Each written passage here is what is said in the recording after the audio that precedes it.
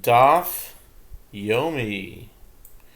Tractate Bava Batra, page 7a, top of the page with the words Amarle, Istere Ana Vavne. The owner of the lower story said to him, I will dismantle the structure and rebuild it. The owner of the upper story said, but then I will have no place to live while you are renovating. The owner of the lower story said to him, I will rent a place for you to live for the duration. The owner of the upper story said to him, I do not want to bother with moving. The owner of the lower story said to him, but I cannot live in my apartment in this condition, as the walls have sunk into the ground. The owner of the upper story said to him, but that's not my problem. Crawl on your stomach to go in and crawl on your stomach to go out. Rav Chama said, okay, this was a story, this basically was a story of two people who lived in a house, and it was a lower story and an upper story, and the lower story was sinking in, I guess, however that works. And he said, we can both move out and we should remodel it. But the guy in the upper story said, I don't want to move out. And which I think was very irresponsible and very kind of dumb of the upper guy, because it's dangerous for him if there are walls in the lower story that are sunken in. I mean, that could be dangerous. It would be worth it for them both to move out. But anyway, this guy was stubborn and he didn't want to comply with the other guy to renovate it. Rav Chama said, by law, the owner of the upper story can prevent his downstairs neighbor from rebuilding. Whoa. There goes my logic. The Gemara comments, and this statement applies only when the beams supporting the second story have not reached lower than 10 handbreadths from the ground. But if those beams have reached lower than 10 handbreadths from the ground, the owner of the lower story can say to the upper story, below 10 handbreadths is my domain, and my domain is not bound to you to support your residence.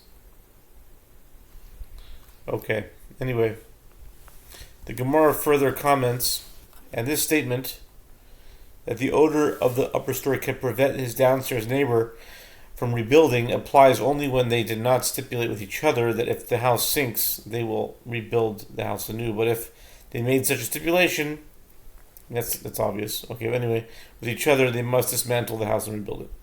Okay. The Gemara asks, and if they made such a stipulation with each other, to what extent must the ceiling of the lower story drop before they implement the stipulation?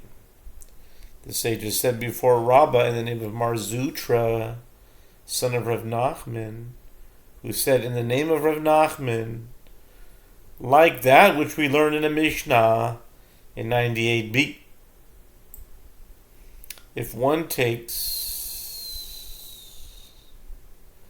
upon himself to build a house for another person without stipulating that its dimensions, its height, must be equal to the sum of half its length and half its width. Rabbah said to them, did I not tell you not to hang empty pitchers on Rav Nachman? Every once in a while there's some unusual metaphor that's used in the form of like a diss, like, did I tell you not to hang empty pitchers on Rav Nachman?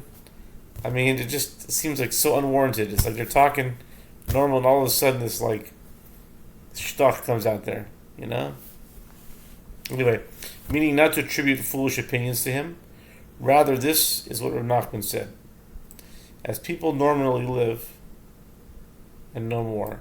How much space is that? Rav Huna, son of Yehoshua, said, the ceiling of the lower story must be high enough so that one could bring in bundles of reeds of the type made in Mahoza and be able to turn around.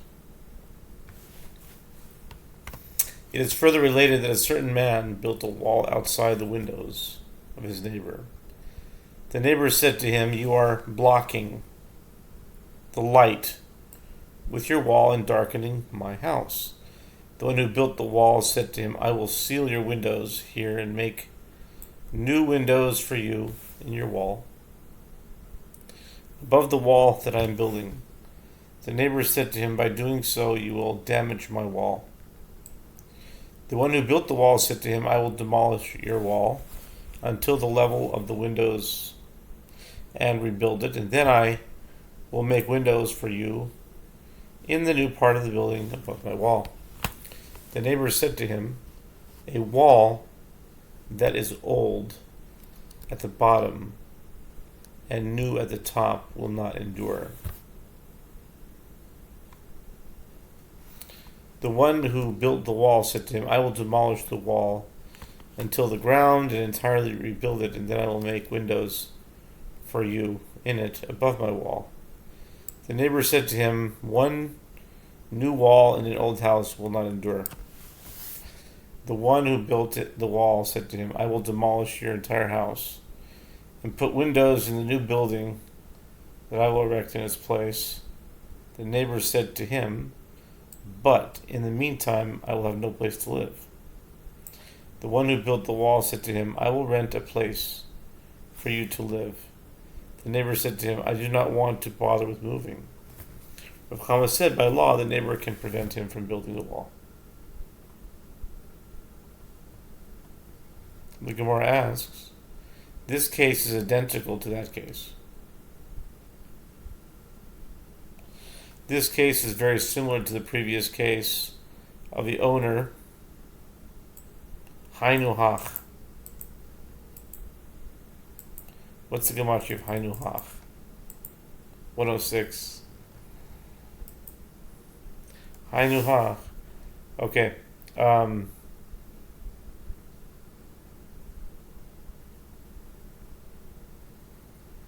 Why do I need this additional case? The Gemara answers, this teaches us that even if he uses the house only for storing straw and wood, he can still maintain that blocking the light causes him damage and can prevent the neighbor from erecting the wall. The Gemara further relates, there were two brothers who divided their father's estate between them. One received a hall. In his share, one received a garden. The one who received the garden went and built a wall in front of the opening of the hall. His brother said to him, "You are blocking the light with your wall and darkening my house." The one who received the garden said to him, "I am building my property." Rav Chama said, by right he said that to him, as is permitted for him to build there. Ravina said to Rav Ashi, in what way is this different from that which is taught in Braita? If two brothers divided their father's estate between them, one of them taking a vineyard, and the other one taking a grain field, the owner of the vineyard has the right to an area 4 cubits wide in the grain field for the purpose of working the vineyard, since it was on that condition that they divided the estate. Why, in this case, does the owner of the hall not have the right to make use of the light coming in from the garden? Rav Ashi said to him, there the reason is that they made an assessment with each other with regard to the value of the fields, arranging for compensation if one receives more than the other. And they took the work area into account. Ravina asked, but what did they do here? Did they not make an assessment with each other? Are we dealing with fools? That this one took the valuable hall and this one took the other one took the much less valuable garden without making an assessment with each other? Rav Ashi said to him, although they assessed with each other the value of the bricks, the beams, and the boards, they did not assess with each other the value of the airspace. With regard to that, each one retained full rights to his respective airspace. The Gemara says, and let the one who received the hall say to the other, initially, you gave me a well-lit hall. Now that you are making it into a small dark room, Rav Shimi Barshi said he gave him only a place that is called a hall by name. That is a place that is called a hall, even though it is no longer used that way. Rav Ashi continues, isn't it taught in Brita, in the case of one who says to another, I am selling you a beit core of dirt, it becomes his even if he is it's only a letech, in other words, a half core. And the sale is not void because he sold him only a place that is called a beit core by name.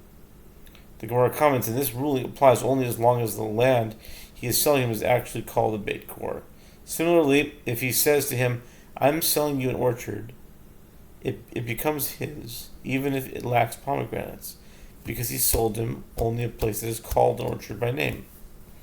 The Gemara comments, and this applies only as long as the land he is selling is actually called an orchard. And similarly, if he says to him, I'm selling you a vineyard, it becomes his, even if it lacks grapevines, because he sold him a place. Basically, buyer beware. He sold him only a place that is called a vineyard by name. That's why you have to check out everything you're buying. The Gemara comments, and this applies only as long as the land he's selling is actually called a vineyard. The Gemara rejects this argument. Are these cases comparable? There, the seller can say to the buyer, I sold you only a place that is called that by name. Here, the one who received the hall can say to his brother, I took this portion as my share on condition that I would live there, the way our fathers lived there, and that you would not change that by blocking the light entering through the windows. With regard to Rav Huna's ruling that it is permitted for the brother who received the garden to build a wall in front of the hall, they said to him,